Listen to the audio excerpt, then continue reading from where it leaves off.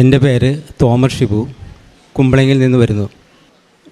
ഉടമ്പടി ഇവിടെ വന്ന് ഉടമ്പടി എടുത്തത് ജനുവരി 23-ാം തീയതിയാണ്. എൻ്റെ ആദ്യത്തെ നിയോഗമായിട്ട് വെച്ചത് സ്വന്തമായിട്ടൊരു വീട് അതായിരുന്നു. എല്ലാവരുടെയും ഒരു സ്വപ്നം തന്നെയാണ്. വാടക വീട്ടിൽ 14 വർഷത്തോളം കഴിഞ്ഞാൽ ഓരോ വീട് മാറുമ്പോഴും എൻ്റെ ഭാര്യ പറയും, ഇനി അടുത്ത ഒരു വാടക വീട്ടിലേക്ക് ഞാനില്ലെന്ന്. പക്ഷേ കയ്യിലൊന്നും വെറും കൈയോടെയാണ് ഈ ഒരു പെരപണി തുടങ്ങാൻ വേണ്ടി ആഗ്രഹിച്ച് തന്നെ ഒന്നും കയ്യില്ലാതെ സ്വന്തമായിട്ടൊരു ഭൂമിയില്ലാതെ നിൽക്കുന്ന അവസ്ഥ. അത് ഇവിടെ തന്നെ കൂടിയിരിക്കുന്ന എല്ലാവർക്കും അറിയാൻ പറ്റും. ആ ഒരു അവസ്ഥ എന്ന് പറയും, നമുക്ക് എവിടെ തുടങ്ങണം, എന്ത് ചെയ്യണം, എവിടെയെന്ന് അറിയാൻ പറ്റാത്തൊരവസ്ഥയാണ്, വല്ലാത്തൊരു ഇത്. അപ്പോൾ ഇതിനിടയ്ക്ക് ഒരു പരപണിയെക്കുറിച്ച് ചിന്തിക്കൊണ്ട് സമയക്കുന്നത് എൻ്റെ ഭാര്യയുടെ സഹോദരന്മാരും ഭാര്യയുടെ അമ്മയും കൂടി എൻ്റെ ഭാര്യയുടെ പേർക്ക് ഒരു 4 സെൻറ്റ് സ്ഥലം തീരെഴുതി തന്നു. അതിൽ 4 പേർക്ക് ചെറിയ ഷെയറും കൊടുക്കണം. അപ്പോൾ അതൊരു സ്ഥലം നമുക്ക് കിട്ടിയെന്നുള്ള ഒരു ബോധ്യം വന്ന് പരിശുദ്ധ അമ്മയോട് മുട്ടിപ്പായിട്ട് പ്രാർത്ഥിച്ചുകൊണ്ട് ഇവിടെ ഒന്ന് പ്രാർത്ഥിക്കുമ്പോഴേക്കും ഇവിടെ നിന്ന് ഓരോ സാക്ഷ്യം കേൾക്കുമ്പോഴേക്കും ഒരുപാട് സാക്ഷ്യം കേട്ടിട്ടുണ്ട്. സ്വന്തമായിട്ട് വീടില്ലാത്ത, ജോലിയില്ലാത്ത ഇതൊക്കെ കേട്ട്. അപ്പോൾ പല പ്രാവശ്യവും ഇത് ഞാൻ കേട്ട് കഴിയുമ്പോഴേക്കും ഞാൻ ഓർത്ത്, ഞാൻ എന്തെങ്കിലും ഒരു ദിവസം ഈ അൾത്താരയിൽ വന്നിട്ട്, ഈ പുണ്യഭൂമിയിൽ വന്നിട്ട് മാതാവിൻ്റെ മുൻപിൽ എനിക്ക് സാക്ഷ്യം പറയാൻ പറ്റും എന്നുള്ളത് ആ ഒരു വിശ്വാസം എനിക്കുണ്ടായിരുന്നു. ഓരോ പ്രാവശ്യവും സാക്ഷ്യം കേൾക്കുമ്പോഴേക്കും ഞാൻ ഓർക്കും, ഇത് എത്രയും പെട്ടെന്ന് എനിക്ക് ഇവിടെ വന്ന് സാക്ഷ്യം പറയാൻ പറ്റണമെന്ന്. അങ്ങനെ ഒരു ദിവസം ഞാൻ ഇത് വീടിൻ്റെ സ്ഥലത്തിൻ്റെ അത് ആധാരം എൻ്റെ മക്കളാണ് ഒരു ബാങ്കിൽ പണയം വെച്ച് വീടിൻ്റെ പണി തുടങ്ങാൻ വേണ്ടി ശ്രമിച്ചത്. അപ്പം പ്രൈവറ്റ് ബാങ്കിൽ വെച്ചാലും പെട്ടെന്ന് കിട്ടുള്ളൂ. അങ്ങനെ പ്രൈവറ്റ് ബാങ്കിൽ വെച്ച് വീടിൻ്റെ പണി തുടങ്ങാൻ വേണ്ടിയുള്ള സ്റ്റെപ്പ് തുടങ്ങുമ്പോഴേക്കും 3-4 മാസം കഴിഞ്ഞാൽ മാത്രമേ അത് അനുവദിച്ച് കിട്ടുള്ളൂ. അതും 4 തവണയായിട്ട് മാത്രമേ നമുക്ക് അനുവദിച്ച് കിട്ടുള്ളൂ എന്ന് പറഞ്ഞു. അങ്ങനെ പല സ്ഥലത്തു നിന്നൊക്കെ ആയിട്ട് തറപണിയുടെ പണി തുടങ്ങാൻ വേണ്ടി കുറച്ച് പൈസ സംഘടിപ്പിച്ച് തറപണി തുടങ്ങുന്നതിന് മുൻപായിട്ട് ഞാൻ ആ സ്ഥലത്ത് നമ്മുടെ വിശ്വാസപ്രമാണം ചൊല്ലിക്കൊണ്ട് നമ്മുടെ ഉപ്പും ഇവിടുത്തെ വെഞ്ചരിച്ച ഉപ്പ് 4 അതിരിലും ഒഴിച്ചിട്ട്, അതേപോലെ ഈ സ്ഥലങ്ങളിലും ഓരോ സ്ഥലത്തും വിതറി കല്ലിടുന്ന സമയത്ത് ആ കല്ലിൽ വിശ്വാസപ്രമാണം ചൊല്ലിക്കൊണ്ട് പ്രാർത്ഥിച്ച് ഈ കല്ലിൽ വെച്ച് അങ്ങനെ തറപണി പൂർത്തിയായി. പിന്നെ അടുത്ത സ്റ്റെപ്പ് എന്ത് ചെയ്യും, എങ്ങനെ ചെയ്യും എന്നുള്ളതായിരുന്നു. അപ്പോൾ ആദ്യത്തെ ഒരു ലോൺ അനുവദിച്ച് കിട്ടി. അത് കുറച്ച് കല്ലും മറ്റുള്ള സാധനങ്ങൾ ഇറക്കാൻ വേണ്ടി മാത്രമായിട്ടാണ് അനുവദിച്ച് കിട്ടിയത്. അത് തുടങ്ങി. അങ്ങനെ രണ്ടാമത്തെയായി. അങ്ങനെ ഞാൻ എൻ്റെ മനസ്സിൽ പ്രാർത്ഥിച്ചത് 2 മുറിയുള്ള ഒരു വീട്. ഞാനും ഭാര്യയും 3 ആൺമക്കളാണ് എനിക്ക്. ഒരാൾ പഠിച്ചുകൊണ്ടിരിക്കുന്നു, 2 പേർക്ക് പെയിൻറ്റിങ്ങിൻ്റെ ജോലിയാണ്. പിന്നെ ഭാര്യയുടെ അമ്മയുണ്ടാവും. അങ്ങനെ 5 പേർക്ക് താമസിക്കാൻ 2 മുറിയുള്ള ഒരു വീട്. അതാണ് എൻ്റെ മനസ്സിൽ ഞാൻ പ്രാർത്ഥിച്ചതും മാതാവിനോട് പ്രാർത്ഥിച്ചത് തന്നെ. 2 മുറിയുള്ള ഒരു വീട് എനിക്ക് അനുവദിച്ച് കിട്ടണേ എന്നുള്ളത്. അപ്പോൾ ഇതിനെക്കുറിച്ച് ഞാൻ നിരന്തരമായിട്ട് ഇങ്ങനെ പ്രാർത്ഥിക്കും. വിശ്വാസപ്രമാണം ചൊല്ലിക്കൊണ്ടും നമ്മുടെ മധ്യസ്ഥ പ്രാർത്ഥന ചൊല്ലിക്കൊണ്ടും ഇങ്ങനെ ഓരോ ദിവസം പോകും. അതേപോലെ യൂട്യൂബിൽ ഇവിടുത്തെ സാക്ഷ്യം ഓരോ ദിവസം 2-3 സാക്ഷ്യം ഞാൻ കേൾക്കുമായിരുന്നു. അത് ഷെയർ ചെയ്യും. അതുപോലെ നമ്മുടെ പത്രവിതരണം, നമ്മുടെ ബൈബിൾ വായനയും കാരുണ്യ പ്രവൃത്തികളും ഇതെല്ലാം മുടങ്ങാതെ തന്നെ ഞാൻ ചെയ്തുകൊണ്ടിരിക്കുകയാണ്. അപ്പോൾ ഓരോ ദിവസവും വരുമ്പോഴേക്കും അടുത്ത ദിവസം എന്ത് ചെയ്യും, കല്ല് വേണം, അങ്ങനെ ഓരോ സാധനങ്ങളും വേണമെന്നിരിക്കട്ടെ. അങ്ങനെ ഓരോ പ്രാവശ്യവും മാതാവിൻ്റെ അത്ഭുതം എന്ന് പറഞ്ഞാൽ 10,000 രൂപ കയ്യിൽ പിടിച്ചുകൊണ്ടാണ് വീടിൻ്റെ പണി തുടങ്ങണത്. ഏകദേശം ഈ പണി തീരുമ്പോഴേക്കും 20-25 ലക്ഷത്തോളം വരുമെന്ന് ഏകദേശം ഒരു ധാരണ. അതിൽ അനുവദിച്ച് കിട്ടേക്കണത് അതിന് നേർപകുതിയാണ്. ഈ പകുതി കൊണ്ട് ഈ പണി 2 നില പോലും 2 നിലയല്ല 2 മുറിയുള്ള ഒരു വീട് പോലും പൂർത്തിയാക്കാൻ പറ്റില്ല എന്നെനിക്കറിയാം. അപ്പോൾ ഓരോ ദിവസവും ഞാനിങ്ങനെ എന്ത് ചെയ്യും, അടുത്ത സ്റ്റെപ്പ് എന്താണെന്ന് വെച്ചാൽ ഞാൻ എൻ്റെ വീടിൻ്റെ പണിക്ക് വേണ്ടി 1000 രൂപ പോലും ഇതിലേക്ക് ഉപയോഗിച്ചിട്ടില്ല. അത് എൻ്റെ അടുത്ത് ഇല്ല. ഞാനൊരു ചെറിയൊരു പലചരക്കട നടത്തുന്നതിന് അത് ലോൺ എടുത്താണ് നടത്തുന്നത്. അത് ലോൺ എടുത്ത് ആ ലോൺ വിട്ടാൻ വേണ്ടി മറ്റു ലോൺ അങ്ങനെ കടത്തിൽ നിൽക്കുന്ന സമയത്താണ് വീടിൻ്റെ പണി തുടങ്ങുന്നത്.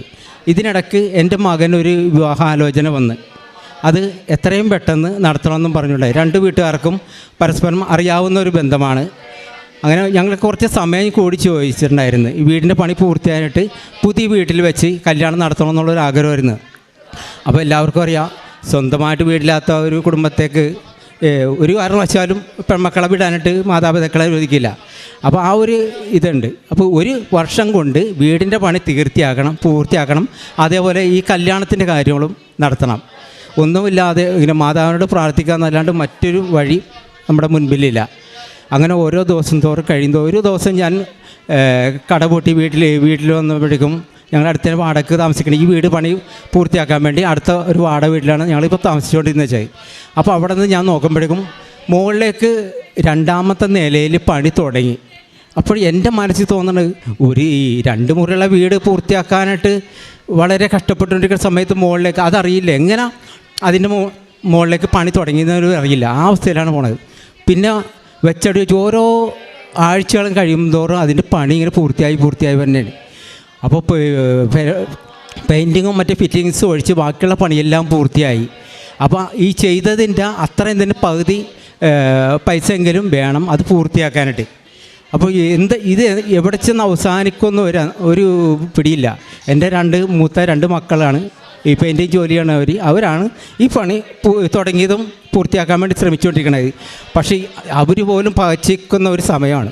അങ്ങനെ നിരന്തരമായിട്ട് മാതാവിനോട് മധ്യസ്ഥ പ്രാർത്ഥിച്ചുകൊണ്ടിരിക്കുന്ന സമയത്ത് പതിയെ ഓരോ എവിടെ നിന്നാണെന്നറിയില്ല പല വഴിക്ക് പൈസ ഇങ്ങനെ കിട്ടിക്കൊണ്ട് ഓരോ സ്റ്റെപ്പായിട്ട് തടസ്സങ്ങളൊന്നും വലിയ കാര്യമായിട്ടൊന്നും ഇല്ലാണ്ട് തീർന്ന്. അപ്പോൾ എത്രയും പെട്ടെന്ന് ഇത് കല്യാണം നടത്തണമെന്ന് പറഞ്ഞുകൊണ്ട് പെണ്ണിൻ്റെ വീട്ടുകാരിങ്ങനെ ആവശ്യപ്പെട്ട്. അപ്പോൾ ഞാൻ മാതാവിനോട് പറഞ്ഞു, മാതാവേ ഒരു വഴിയില്ല, ഇത് തന്നെ പൂർത്തിയാക്കാൻ പറ്റാത്ത അവസ്ഥയിൽ കല്യാണം അങ്ങനെ നടത്തും. ആ ഇതായിരുന്നു എൻ്റെ മനസ്സിൽ. അങ്ങനെ മാതാവ് അനുവദിച്ച് തന്ന് എല്ലാം ഓരോ സ്റ്റെപ്പായിട്ട് പൂർത്തിയാക്കാനുള്ള ടൈലിൻ്റെ പണിയും അങ്ങനെയുള്ള മറ്റുള്ളത്. അതേപോലെ ഫിറ്റിങ്സ് ഇപ്പം നമ്മൾ ചെയ്ത പോലെയല്ല. ഫിറ്റിങ്സിൻ്റെ കാര്യം എന്ന് പറഞ്ഞാൽ ഇന്നത്തെ സാഹചര്യത്തിൽ എന്ന് പറഞ്ഞാൽ നമ്മൾ എത്ര കയ്യിൽ ഒതുക്കിയാലും അതുകൊണ്ട് പൂർത്തിയാക്കാൻ പറ്റില്ല. ആ അവസ്ഥയിലേക്കാണ് സാധനങ്ങളുടെ വിലക്കയറ്റവും എല്ലാം പോണത്. നമുക്ക് 10 രൂപ കൊണ്ട് തീരേണ്ട പണി 15 രൂപ ഉണ്ടെങ്കിലും തീരില്ല. ആ ഒരു അവസ്ഥയിൽ പോകുന്ന കാലഘട്ടത്തിൽ എന്ത് ചെയ്യുമെന്നറിയാണ്ട് പകച്ച് നിൽക്കണേണ്. അങ്ങനെ ഓരോ ദിവസം തോറും തടസ്സങ്ങളെല്ലാം മാറി വരുന്നത്, പെരുമഴ പെയ്യുന്ന പോലെയുള്ള ഒരു അവസ്ഥ, മനസ്സിനൊക്കെ ഒരു ധൈര്യം വരുന്നത് ഇത് ഓരോ ദിവസം തോറും ഇങ്ങനെ നമ്മൾ വിചാരിക്കുന്നതിനെക്കാട്ടി വളരെ ഭംഗിയായിട്ടാണ് കാര്യങ്ങൾ പോണത്. അങ്ങനെ മാതാവ് 2 മുറിയുള്ള ഒരു വീടിന് പകരം 4 ബെഡ്റൂമുള്ള മനോഹരമായ ബാത്ത് അറ്റാച്ചോട് കൂടിയുള്ള ഒരു ഭവനമാണ് എൻ്റെ മാതാവ് എനിക്ക് നൽകിയത്. ഈ സമയത്ത് തന്നെ കല്യാണ കാര്യം പറഞ്ഞു വന്നിട്ടുണ്ടായിരുന്നു. അപ്പോൾ കല്യാണം ഇത് 1 മാസത്തിനുള്ളിൽ തന്നെ നിശ്ചയവും മനസ്സമ്മതവും പരതാമസവും കല്യാണവും ഒരുമിച്ച് നടത്താനുള്ള ഭാഗ്യം മാതാവ് എനിക്ക് നൽകി. മാതാവിനും തിരുക്കുമാരനും 1000 നന്ദി പറയുന്നു.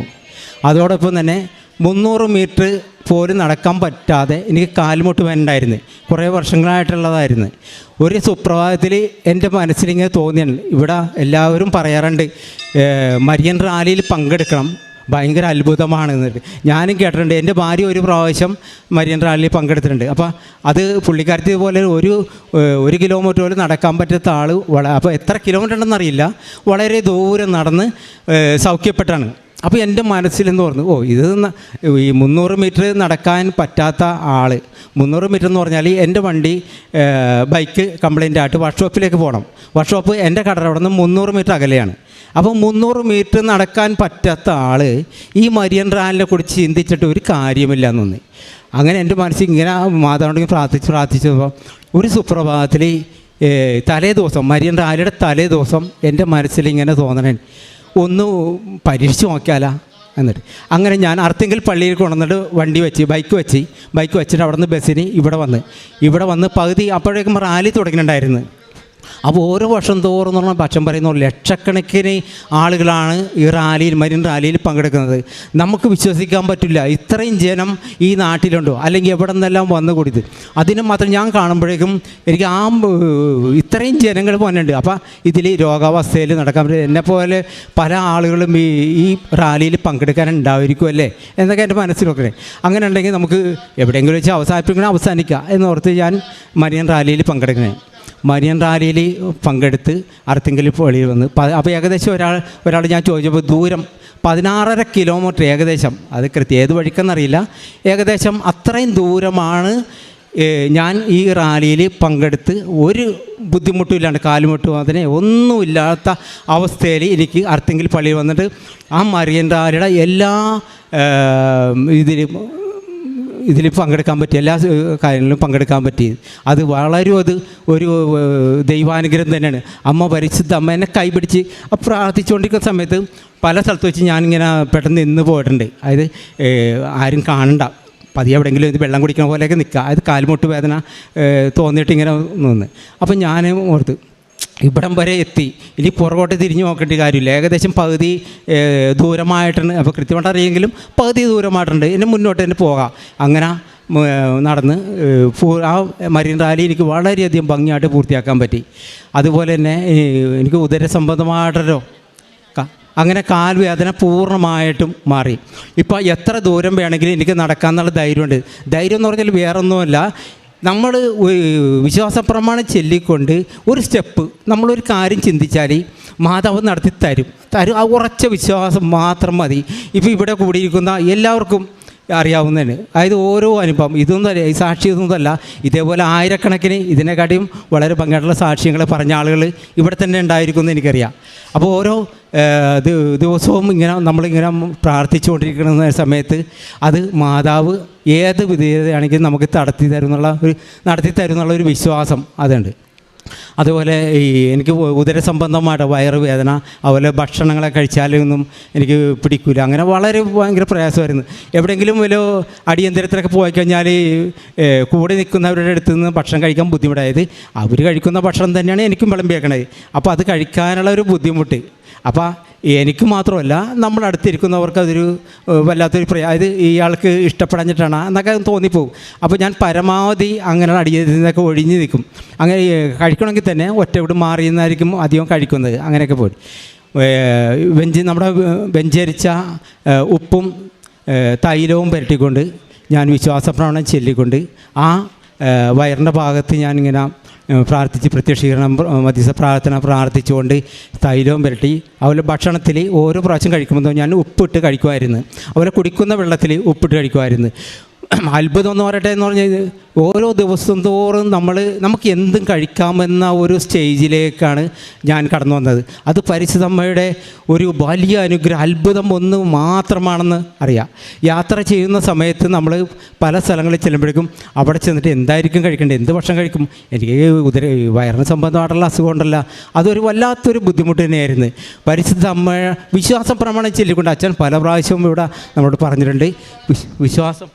വിശ്വാസപ്രമാണം ചൊല്ലിക്കൊണ്ട് പരിശുദ്ധ അമ്മ നമ്മുടെ കൂടെ ഉണ്ടെന്നുള്ള വിശ്വാസത്തിൽ നമ്മൾ ഒരു സ്റ്റെപ്പ് എടുത്താൽ മതി, പിന്നെ അമ്മ പിടിച്ച് നടത്തിക്കോളും. അതേപോലെ ഓരോ ദിവസവും നമ്മളുടെ മനസ്സിൽ നമ്മൾ എന്ത് ചെയ്യുമ്പോഴേക്കും നമ്മൾ പ്രാർത്ഥിച്ചുകൊണ്ട് ചെയ്യണമെങ്കിൽ തീർച്ചയായിട്ടും പരിശുദ്ധമ്മ നമുക്കത് നടത്തിത്തരും എന്നുള്ള വിശ്വാസമാണ് നിങ്ങളുടെ മുൻപിൽ ഇപ്പോൾ സാക്ഷ്യം പറഞ്ഞാൽ ഞാൻ നിൽക്കുന്നതന്നെ. എൻ്റെ ഏകദേശം ഒരു ദിവസം 10-12 കിലോമീറ്ററോളം എനിക്ക് ഇപ്പം നടക്കാൻ പറ്റും, ഒരു ബുദ്ധിമുട്ടും കൂടെ ഇല്ലാതെ തന്നെ. അത് പരിശുദ്ധമ്മയുടെ അത്ഭുതം കൊണ്ട് ഒന്ന് മാത്രമാണെന്ന് ഞാൻ വിശ്വസിക്കുന്നു. ആ പരിശുദ്ധമ്മയ്ക്കും തിരുക്കുമാരും 1000 നന്ദി പറയും.